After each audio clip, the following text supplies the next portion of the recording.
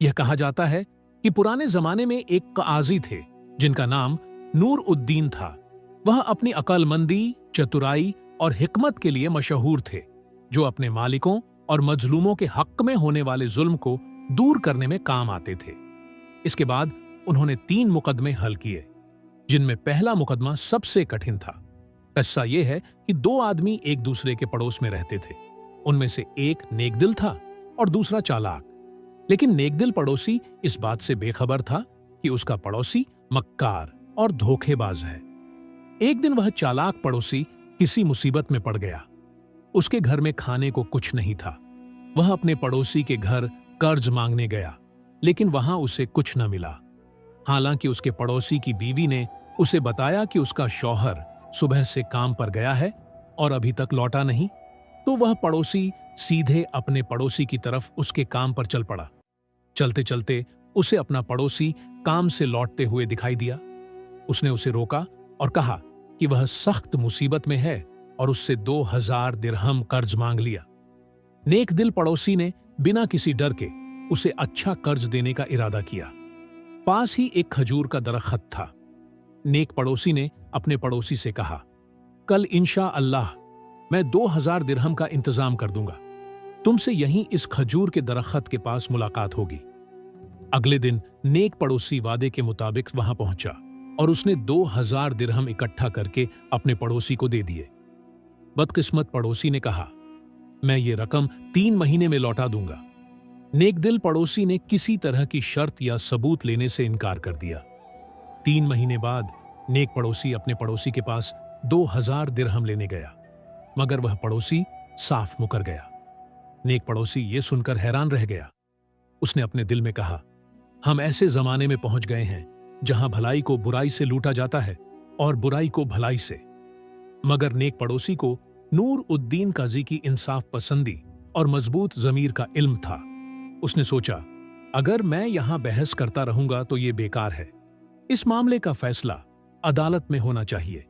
वह अपने पड़ोसी की शिकायत लेकर अदालत पहुंच गया। जब उसने काजी नूर उद्दीन के सामने अपना हाल बयान किया, तो काजी ने सिपाही को हुक्म दिया कि उस पड़ोसी को बुलाया जाए। जब वह आया तो काजी नूर उद्दीन ने उससे पूछा, तुम्हारा पड़ोसी दावा करता है कि उसने तुम्हें 2000 दिरहम कर्ज दिया है, क्या यह दावा सच है? उस बदतमीज पड़ोसी ने साफ इनकार कर दिया। उसने कहा, जनाब, मैंने कभी अपने पड़ोसी से पैसा कर्ज नहीं लिया, उसका दावा झूठा है। काजी नूर उद्दीन ने नेक पड़ोसी की तरफ रुख किया और कहा, क्या तुम्हारे पास कोई गवाह या सबूत है? नेक पड़ोसी ने कहा, नहीं हुजूर, जब मैंने उसे पैसे दिए थे तो मैंने उस पर भरोसा किया।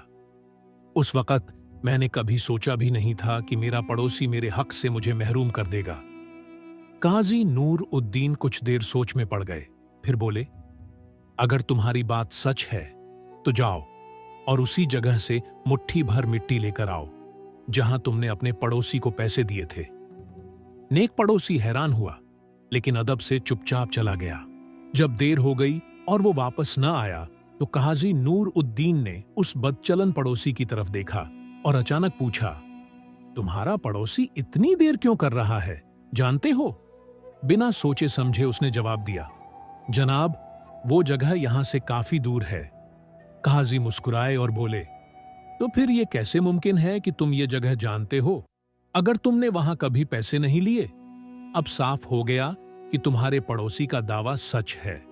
इस तरह काजी नूर उद्दीन ने हकदार का हक साबित किया और हुक्म दिया कि उस शख्स को कैद किया जाए जब तक वो 2000 दिरहम वापस न लौटा दे।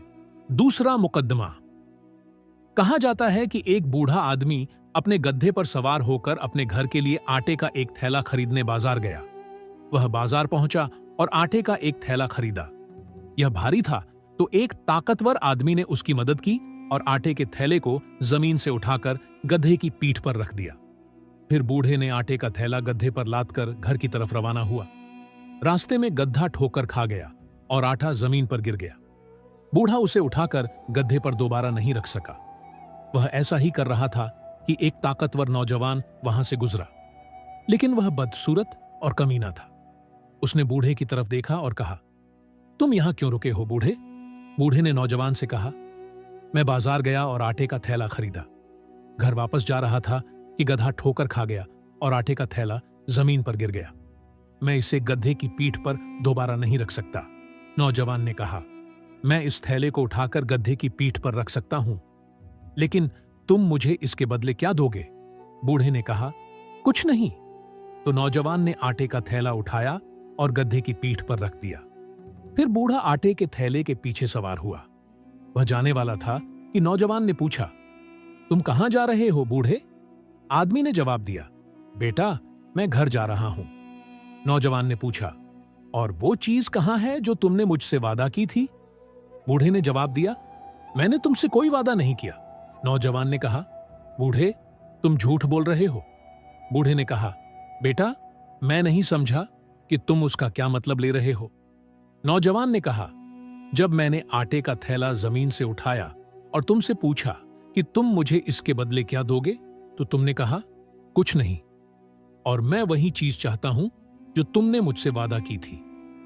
बूढ़ा उसकी बातों से हैरान था और नौजवान को समझाना चाहता था। उसने कहा, जब तुमने मुझसे बदले में पूछा तो मेरे पास तुम्हें देने के लिए कुछ नहीं था। नौजवान ने कहा, नहीं, मुझे इससे कोई सरोकार नहीं, और तुम मुझे वो चीज नहीं दोगे जो तुमने वादा की थी। बूढ़ा परेशान था और वहां खड़ा रहा। उसने नौजवान से कहा, ए मेरे बेटे, मैं तुम्हें वो चीज कैसे न दूं जो मैंने वादा की थी?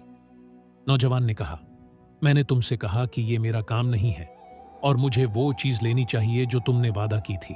बूढ़ा और जवान काजी नूर उद्दीन के पास गए। जब वो उसके सामने खड़े हुए तो उन्होंने अपनी दास्तान बयान की। जब काजी नूर उद्दीन ने ये दास्तान सुनी तो हैरान हो गए। उन्होंने बूढ़े शख्स की तरफ देखकर कहा, तुमने इस जवान शख्स से वादा किया था कि गधे की पीठ पर रखे आटे की बोरी लेने के बदले में वो तुमसे कुछ भी न लेगा? बूढ़े ने कहा, जी हां हुजूर, यही सच है। फिर काजी ने जवान की तरफ देखा और कहा, और अब तुम भी कुछ नहीं चाहते, सिर्फ वही जो इस बूढ़े शख्स ने तुमसे वादा किया था? जवान ने कहा, जी हां हुजूर, बस यही हुआ। उस वक्त काजी को महसूस हुआ कि यह जवान बेशर्म और नाखलिस है।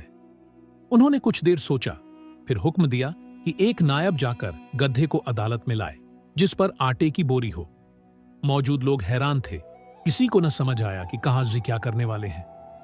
चौकीदार गया और गधे को आटे की बोरी समेत अदालत में ले आया। उसी वक्त काजी नूर उद्दीन ने जवान की तरफ निगाह डालते हुए कहा, जवान, अगर तुम वही चाहते हो जो बूढ़े शख्स ने तुमसे वादा किया था। फिर काजी ने गधे की पीठ से बोरी उतारी और जमीन पर रख दी। जवान ने वैसा ही किया जैसा काजी ने कहा, बोरी उतारकर जमीन पर रख दी।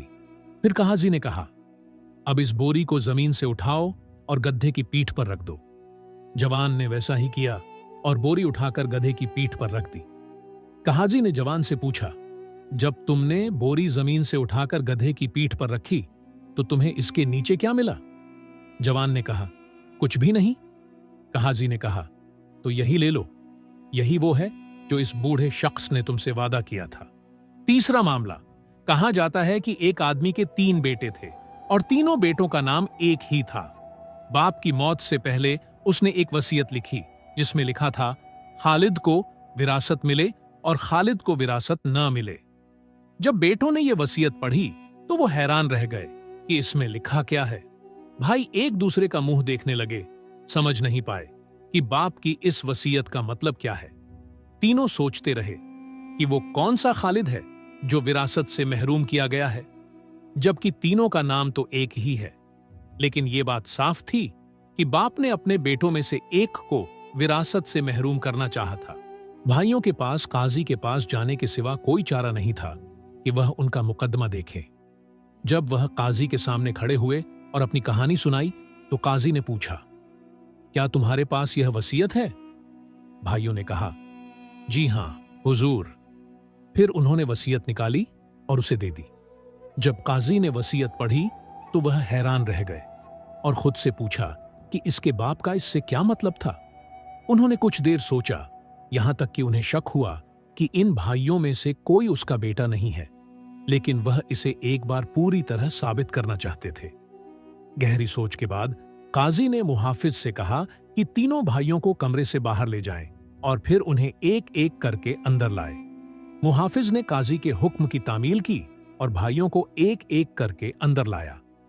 जब पहला खालिद अंदर आया तो काजी ने उससे कहा, खालिद, अदालत ने इस मुकदमे पर बहुत सोचा है और हमें कोई दूसरा हल नहीं मिला सिवाय इसके कि तुम्हारे बाप को कब्र से निकाला जाए ताकि हम उसके उंगलियों के निशान हासिल कर सकें।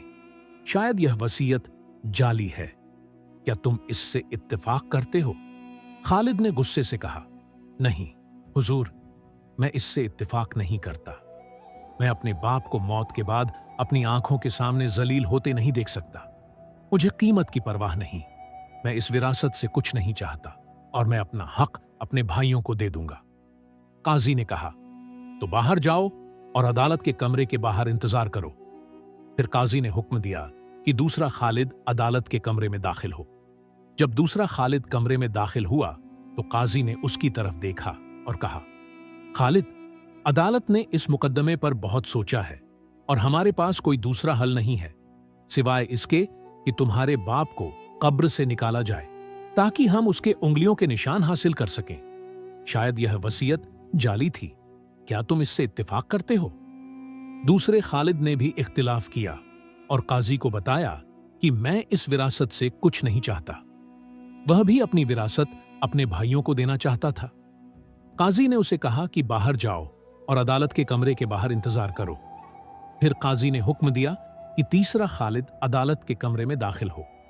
जब तीसरे खालिद ने दाखिल किया तो काजी ने उसकी तरफ देखा और कहा, खालिद, अदालत ने इस मुकदमे पर बहुत सोचा है और हमें कोई दूसरा हल नहीं मिला सिवाय इसके कि तुम्हारे बाप को कब्र से निकाला जाए ताकि हम उसके उंगलियों के निशान हासिल कर सके। शायद यह वसीयत जाली थी। क्या तुम इससे इत्तेफाक करते हो? फिर तीसरे खालिद ने कहा, अगर तुम मेरे बाप को कब्र से निकालो तो कोई हरज नहीं। वह जिंदा मुर्दे से ज्यादा काबिल एतिमाद है। फिर काजी को पता चला कि वसीयत में खालिद का मतलब यही है और वह उस आदमी का बेटा नहीं है। अगर खालिद उसका बेटा होता तो वह पैसे की वजह से अपने बाप को जिंदा करने पर राजी न होता। इस तरह काजी नूरुद्दीन यह तय करने में कामयाब हो गए कि भाइयों में से कौन उस आदमी का बेटा नहीं है। इसके बाद काजी नूरुद्दीन अपने जमाने के काजियों में अपनी मजबूत अक्लमंदी और जिहानत के लिए मशहूर हो गए। सब जानते थे कि जो काजी जिहानत रखता है, चालाक और होशियार है, वह जालिम और मजलूम में फर्क कर सकता है और जालिम होशियार काजी को धोखा नहीं दे सकता और सजा से बच नहीं सकता। इस तरह मजलूम अपने हक हासिल कर सकते हैं। आखिर में कमेंट्स में लिखें कि आपको कौन सा मुकदमा सबसे ज्यादा पसंद आया। मुझे तीसरा मुकदमा सबसे ज्यादा पसंद आया क्योंकि यह विरासत और खानदानी राज्य को हल करने में काजी की जिहानत को खूबसूरती से जाहिर करता है।